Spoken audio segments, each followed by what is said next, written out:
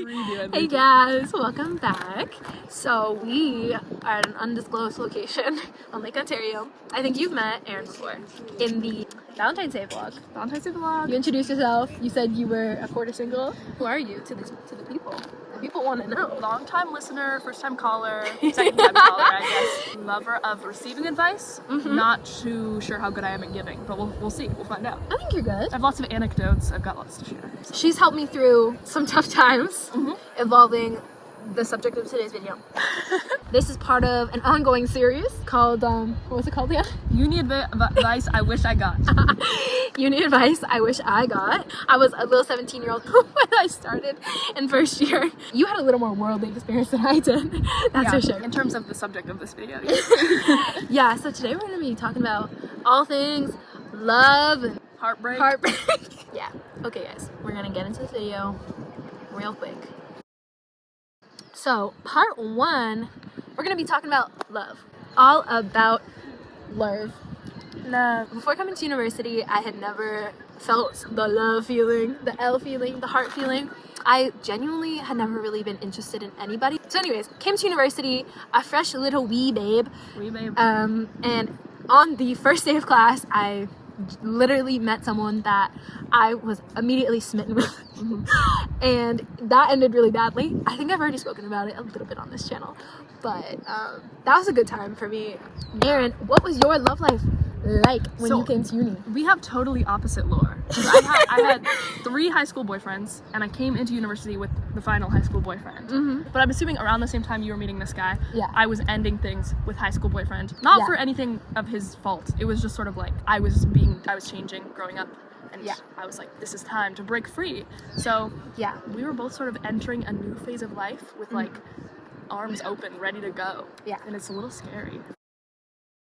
I do feel like it's common for people to come to university with their first year boyfriend and try to make it work long distance, because you guys were doing long distance. So do you have any advice to the little kids out there who are trying to make that high school relationship work through the long distance, through going to different unis? It's actually pretty crazy because my mom went to U of T as well, and she went into U of T with a boyfriend who was still living in her hometown. And she told me, like, we were driving to go buy stuff from my dorm room, and she was like, do whatever you want, but I honestly don't recommend you going to university with a boyfriend that's going to be in the hometown still, because it's going to hold you back.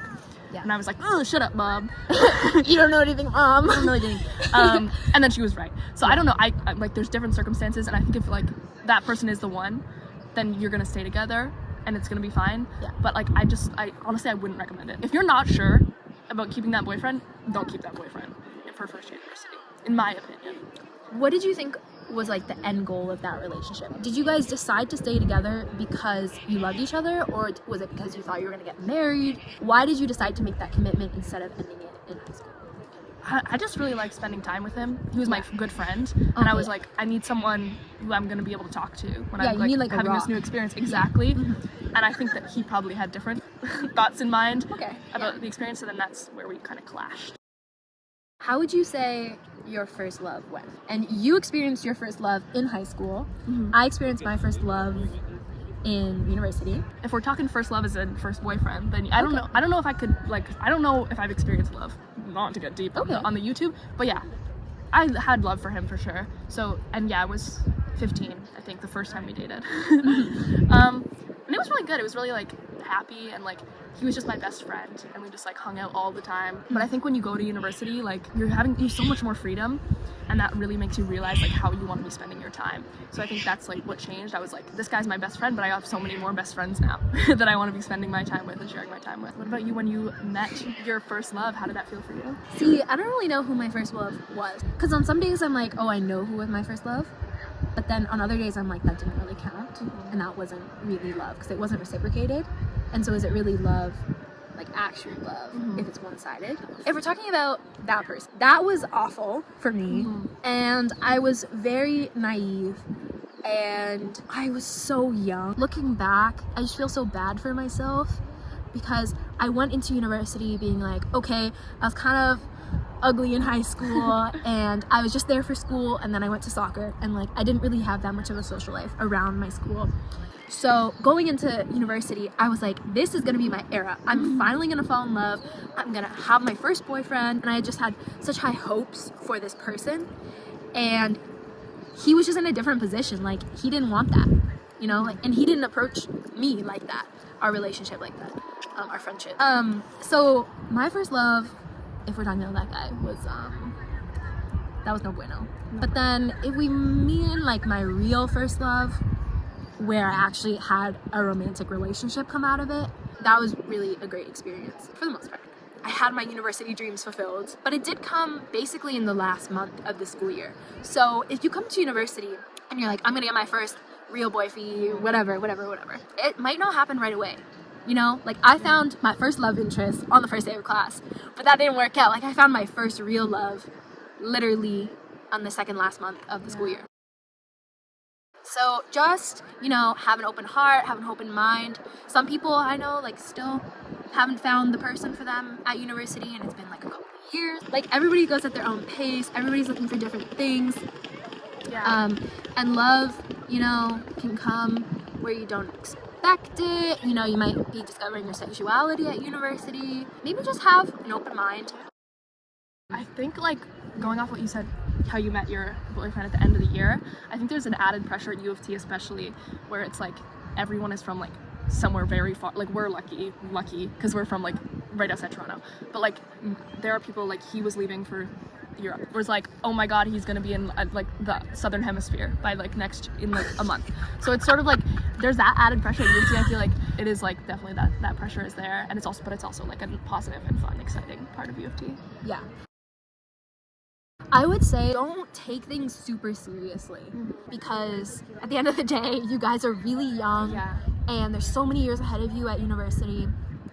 And honest to God, as much as you may want it, like you're not gonna marry your first boyfriend, you're not gonna marry your first love. And this sounds really pessimistic, and I was the first person to be like, you guys have a shot. Like I really advise against being with your first person forever, because you will not know what you're missing. I thought I had everything I wanted until I realized, wait, there was actually a lot lacking in that relationship for me, and I'm sure that there was a lot lacking for him. And like you just realize that with space and time. So don't take your first relationship like super seriously. Don't tell each other that you're gonna get married and have kids. Like don't name your kids. No, don't make these mistakes. My advice is always to see what's out there, and I know that's not like a thing for like that doesn't mean like hook up with everyone. I do think like you get a lot of perspective from finding out from seeing a lot of different people, and that could be just like Tinder. Like I'm always like, get on Tinder, guys, which is great. That is the funny thing about me and Bella, is like we have very different like yes. dating, which is probably good for this video, but like I think like I really know what I want now after like 3 years of like just having fun, like casually dating and like seeing lots of people, meeting interesting people, different walks of life. So I think that is also another thing, like with like immediately dating someone in university or like coming in with a high school boyfriend, like you have had your one fishbowl for your whole like adolescent life, and now it's you got the whole lake Ontario of fish. Yeah. And like you gotta test a little, just a little. Yeah, I would agree with that. A few months after I ended things with my high school boyfriend, I was like, okay, now's the time. We gotta get out there. We gotta hit the town. So like I was on Tinder first, Bumble, Hinge. legally. Legally, yeah. And I was hitting those apps hard. Thank you. And then what's good? What's going through? And so Tinder, Bumble, another club. Oh, first of all, safety #1 rule. Like if you're in a new city and you're on these apps, like you got to be telling people where you're going. You got to be making sure you're not talking to hooligans. But once you do that, some of my funnest nights are just like a first date with a stranger. Amazing way to meet people, and like usually, especially Tinder, they're not going to be like this is the one. So it's like very low pressure and like a fun opportunity to get dressed up, and again, open that fishbowl, meet not so new people. Yeah. Did you ever meet the romantic interests outside of dating apps? Yeah. How do you recommend the kiddos find a romantic partner? First year advice: don't do the friend group. Don't do within the friend group, guys. Not good. I would agree with that. Like, it can work for people, but I think that just like that's like, first of all, That friend group ain't gonna last. You're gonna think this is your wedding party. It's not your wedding party. It's not your wedding party. So yeah, but honestly, like, first year parties is fun, but also that's like, that if you're looking for a long-term boyfriend, that's probably not the move. That's Are you gonna like, meet your husband at the frat? Exactly. You're not gonna meet your husband at the frat. Class. I am a She's a proponent for meeting love interest at class. So I haven't used apps, but I've had 3 love interests in my Great life. There's been 3. There's been 3. Figure 1, figure 2, figure 3. Animate them. 2 of them, number 1 and number 3, I met in class. Erin was there for one of them. Number 3. She was there for number 3. She saw number 3. Okay, from the Girl. Number 1, you didn't know me at the time. Actually, what's so funny?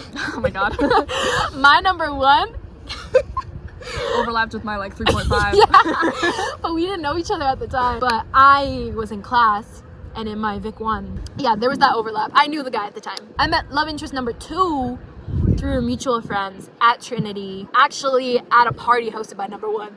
Crazy girl over here. Yeah, so I haven't ever been on apps. I haven't used apps. I mean, you can use them for different ways. From what I've seen, like, some people genuinely are using them to look for love. Other people are just looking for a good night with a nice person. I know some people who use it for like validation, and they just text and never actually meet up with the person. Like, whatever you're gonna use it for, just be safe. Try not to do too much emotional damage to yourself, to others. 2 more dating app pieces of advice. Yeah. Okay, number 1, this is my layout. Tinder for hookups / never gonna see them again. Hinge is for love. Okay. Bumble is for like, you're running out of like people. Also, Bumble's good if you're a girl and you're scared of boys, because you have to message first on Bumble. Oh, okay. So you really gotta like, they won't freak you out. The other second piece of advice is, if you're in first year and you're in a dorm, dating apps are kind of fun in that way, because you will see people that live right next to you on there. So if that's something you're looking for, if you're like, oh, I got this crush next door, like, that has happened to me, where Let's I match was like, it up. and like you match, and then like that starts something with your dorm crush. So that is another piece of advice. It is fun dating someone who lives in your dorm. I'm just gonna say, because I've experienced that, and it makes hangouts really fun and easy. Come on up. To study. Yeah, of course. No, that's seriously what. Yeah, I know. That was seriously the line. Like, that is a good line. Yeah. If you are interested in someone, that's such an easy thing to do as like a first hangout, get to know them. Go study together. Literally be like, hey, I'm going to the library, want to study. Hey, I'm going to be in the dining hall, like, if you guys live in the same dorm. Hey, I'm going to be in the dining hall, like, you want to join. Knock on that door. Be bold. Be aware of like boundaries, especially if you live together. Like, try not to make things scary or awkward, because like that just isn't fun for anybody.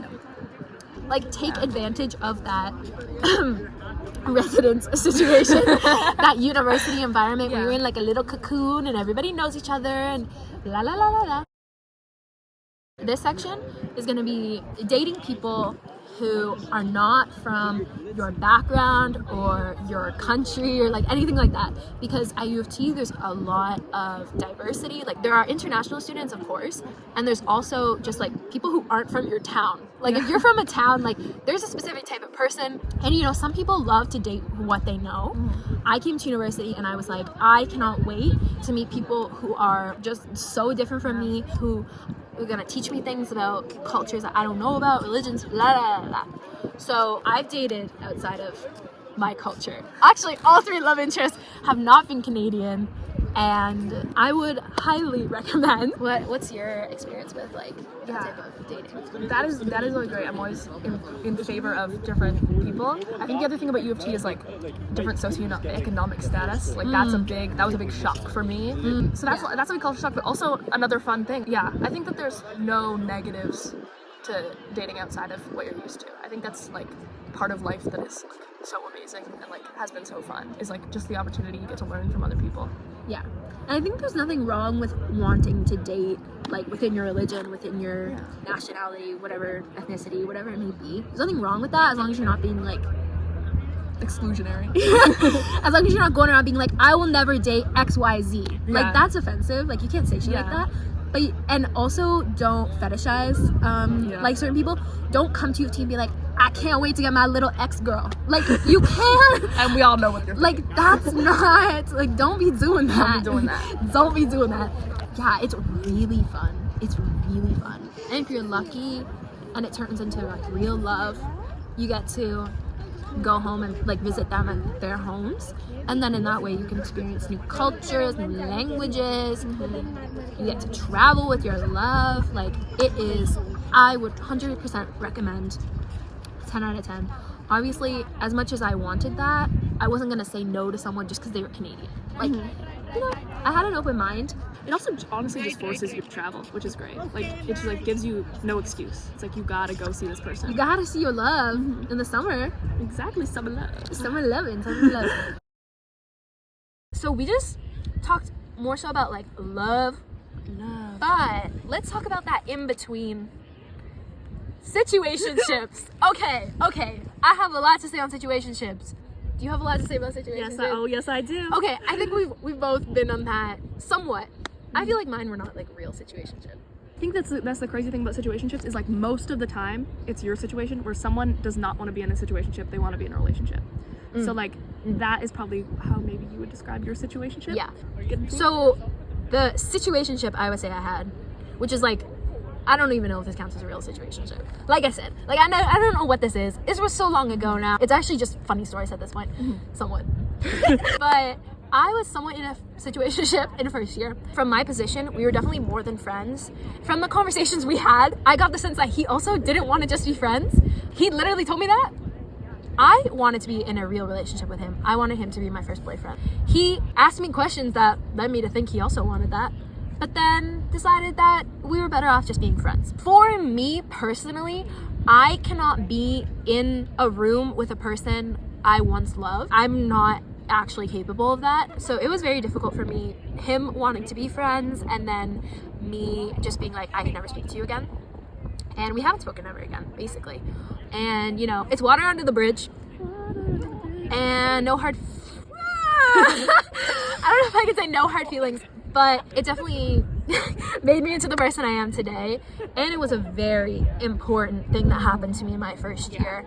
Definitely opened my eyes to the world, and I grew up a lot after that and during that. So I would say on situationships, if there's a friend who you want more from, like, you need to make sure that they know that. And if they also say that they want you as more than a friend, then actually act on that. Like, act on your feelings. Yeah. And if they don't want to act on that feelings, well, that's your answer. That's just words. Like, they're just telling you words. They're not acting at all. So you guys actually need to act on whatever your feelings are. And if there is no action, then that's the end of the story. Yeah. Like, because you can't go back to being friends. I don't know a single situationship that has a happy ending. Nope. So if you find yourself in a gray zone where you're doing things that friends don't do, but there's no like actual label, like, get out of there. Either make something happen or get out. Yeah. Because like that is just the most destructive thing you can do for your mental health and for your heart. So that's what I was on that. Aaron, what are you thinking? I don't want to get into specifics, but I would say there's probably 3 types of situationships that I've been in in the last 3 years. Yeah. So number 1 would be the friends with benefits, which is like, okay, I'm sure it's worked for some person somewhere in the world. As long as there's no feelings involved, I feel like it works. But guys, if you're approaching someone that is your good friend and you say, I would like something more than this, but I also don't want to date you. Yeah. I feel like someone's got a little feeling somewhere. Yeah. And that's what happened to me on my side, where I was like, I thought it was just like a casual situation, hangout situation, but then it was not a casual situation, and I was like, just kidding, I do want more from this. Yeah. And then he's confused and I'm hurt, but it's not his fault, and that's like a mess. So there's that one. Yeah. And then I would say there's like situationship where you both think you're gonna date, but it's for some reason just never gets there. So like you're like, what are we doing? So like I've had this one where it's like, we're like, I like each other, you're gonna be my boyfriend, I'm gonna be your girlfriend. But then you're like, okay, but why are you not texting me back? Why is it taking you 3 days to text me back? So there's that. And then that one is like, someone eventually has to cut the cord and everybody's upset because you're like, dang, I thought that was gonna work. Third situationship which is sort of similar to the first, but reverse, where you are like, I'm just trying to hang out, go on dates, and then they start wanting more, and you're like, oh god. Yeah. Which I think this is one where like it keeps happening to me, not to flex, but like where I'm just like, I need to really, advice to you is like, you really need to like make sure they know what your perspective is from the beginning. Yeah. Because like that is so mean if you're like, I don't know. So yeah, which is like, again, totally fine to have a casual thing, totally fine, but like as Bella was saying, like you gotta be like, we're on the same page, we gotta be talking about it, we gotta be communicating, we gotta be understanding. I don't know, the word situationship, if we're defining it by those things, not good. No. But again, that doesn't mean that like a casual thing is bad. Yeah. But you just like, the casual thing's gotta be mutually, both you're thinking the same things. That's my thoughts. What are your thoughts on relationships with exes? So like being friends or like still hooking up and being exes with benefits. I don't know, like that type of thing. What do you advise the children? So I've tried to be friends with an ex. Like there was a 2-week period where I was friends with an ex, which is totally fine and great. I think where you run into problems is when they are trying to date someone else or you're trying to date someone else. Because what happened with me is like he was starting to see a new girl and I would be like commenting on his posts and then she would be like, why is your ex-girlfriend commenting on your post? Which like from her perspective, so valid, valid. But then I'm like, I can't comment on your posts. If you're gonna be friends with an ex, like I guess this whole video, the theme is like communicate. It's like if you're gonna be friends with an ex, you need to like know where you're overstepping a line, and like I think I did maybe overstep a line in that situation. Maybe it can work. It's never worked for me being friends with an ex, but it's gonna be different. Like I don't think hooking up with an ex is a good idea. That's not, no bueno. Haven't tried that one, but I don't think I don't think so. So I would say like we discussed being friends after the breakup, but he wanted to be friends right away, and that didn't work for him and it wasn't working for me. Because I had so much love for this person, so it was very difficult to pretend like everything was fine between us and that we were friends, and it was like we were in a relationship but without the warmth. It was not sustainable at all because we both still had feelings for each other. So I genuinely think like if you're in that type of position and you break up with someone, you still have love for each other, like you cannot be friends right away. Like you need time and space to like get over that. Because that's like, you guys are just gonna slip right back into what you were. You're gonna want to get back together, and you broke up for very valid reasons. But when emotions are high in these type of situations, like you're gonna forget about that. Your walls are gonna break, and you're gonna just hook up or get back together or do something that you regret, and you're just gonna like prolong the pain and the hurting. So I would say like you need like no contact. I think is a very smart idea for people like that. Also no contact for people who are obviously like leaving abusive relationships or just like relationships that are affecting anything to do with their lives. But from my experience, like exes with love for each other, like you cannot be friends immediately. And if they say I want to be friends in a month, like that's your indication that you need to set boundaries with them and be like, listen, we're not getting back together. We're gonna be friends when we're ready to be friends. We're gonna be friends when both of us are ready to have friend feelings for each other and we don't actually have love for each other. Hooking up with exes, I've never done that. I don't know how people are able to do that. And it's very hard to not seek comfort in that person that you've loved, but it's like you just can't do that. Like you need to figure something else out. You need a support system, you need your journal, you need to break a plate, you need to burn some letters. Guys, please, please, just give it space. Even if you end on such good terms, trust me, just you cannot continue to text every single day. There is no, you need a break, you need to stop in that relationship. And also I think that when you remain friends and when you're hooking up, like you're limiting yourself from meeting new people.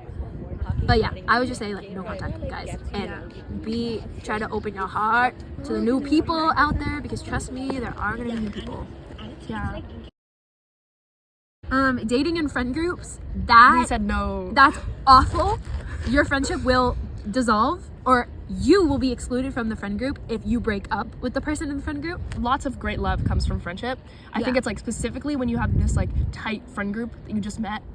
That's like you're gonna want to blow it up, and that's probably not a good idea. But I think like if you have a friend that you love and then you love them more than a friend, I think that can work for sure. Just like the friend group situation is gonna be messy. Relationships with TAs and professors. Never done. I've never partaken. I know someone who has. That didn't end well for her. He turned out to be a terrible guy. So I feel like don't over romanticize these people. They're still people. And like I understand, like you've read the books, you're like you've read the fan fiction. Yeah, you're like this is what I want. This is you got to think about it from their perspective. Why do they want someone who's so naive to the world? Yeah. Why do they want someone who looks Exactly. so young? Yeah. Like that is like Yeah. there's something wrong there. Yeah. Especially a lot of professors, at least in history and English, they're like older, Much older. like 60s. middle-aged, or like I get that they can be hot, you can be attracted, you can have a crush, but please don't make your professors or TAs uncomfortable. Don't threaten their jobs, and don't hurt yourself in the process. Oh my God, yeah. I just feel like it cannot end well. No. And maybe you're like, my grandma and grandpa, like she was his student. It's always that. You know, something like that. And it ended well for them, but it's like, ugh. Yeah. How avoid. many ended badly, and you have one grandma and grandpa story? And the professor, yeah, don't go there. I would say if you have a cute TA and you see a vibe, just wait till the class is over. End of class. And because it's also not fair to like the other people in your like TA group. Like imagine you're like You're gonna get so resented by the people in your group. Exactly. Like, it's not gonna be Wait for the fun. semester to be over and then you can have a little fun on Christmas break. Exactly. Do you think hookup culture is a big thing at U of T? No, I was gonna say there isn't hookup culture at U of I would say T. yeah. There's definitely like a relationship culture. Yeah, I don't. Everybody wants their wifey and husbands. Like. Well, U of T is not a party school, and No. like with partying comes hookup culture. Yeah. I don't. Yeah, so I haven't really. I mean, you'll find it if you want to find it, but yeah, it's like you shouldn't be worried about that being a pressure because there's not really a situation where that is a pressure that will be put on. If you want us to talk more about these subjects, we could come on back. Part 2. Part 2 if needed. Yeah, I feel like we both come from such different perspectives and we have such different experiences that might be helpful. Do what makes you happy. Be nice to others. Yes. Be safe. Be safe. Treat others with respect. Treat others with kindness and compassion. But have a little fun, but be a little silly. Yeah, you can have fun and be silly. Do it.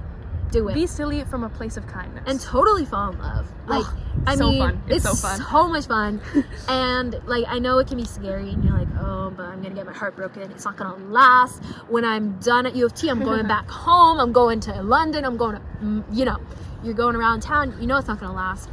Like, love is gonna change you for the better. Yeah. And I'm very glad that type of fear didn't hold me back. And I'm very glad for all of the love that I have given and received at U of T in the past 3 years.